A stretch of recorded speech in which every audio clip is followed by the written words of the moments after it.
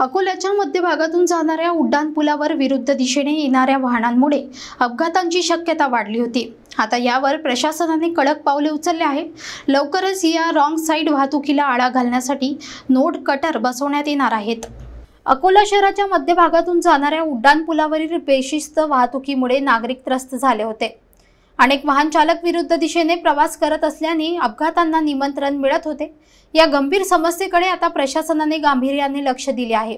अकोला शहर वाहतूक नियंत्रण शाखा, प्रादेशिक परिवहन कार्यालय (आरटीओ) आणि राष्ट्रीय महामार्ग बांधकाम विभाग यांनी एकत्रितपणे यावर उपाययोजना करण्याचे ठरवले आहे।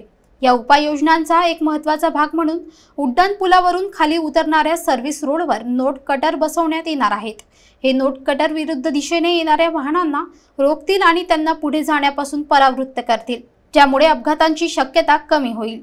ही एक कठोर परंतु अत्यंत आवश्यक उपाययोजना मानली जात आहे, कारण चुकीच्या दिशेने येणाऱ्या वाहनांमुळे अनेकदा मोठ्या दुर्घटना घडल्या आहेत। या विभागातील अधिकाऱ्यांनी नुकतीच सर्व उतरत्या सर्व्हिस रोडची पाहणी केली असून नोड कटर लवकरच बसवले जातील अशी माहिती दिली आहे। या निर्णयामुळे शहरातील वाहतूक अधिक सुरक्षित आणि सुरळीत होण्यास मदत होईल अशी अपेक्षा आहे। स्थानिक नागरिकांनीही या निर्णयाचे स्वागत केले असून यामुळे वाहतुकीची शिस्त सुधारेल आणि अपघातांचे प्रमाण कमी होईल अशी आशा व्यक्त केली आहे। प्रशासनाने उचललेले हे पाऊल निश्चितच कौतुकास्पद आहे।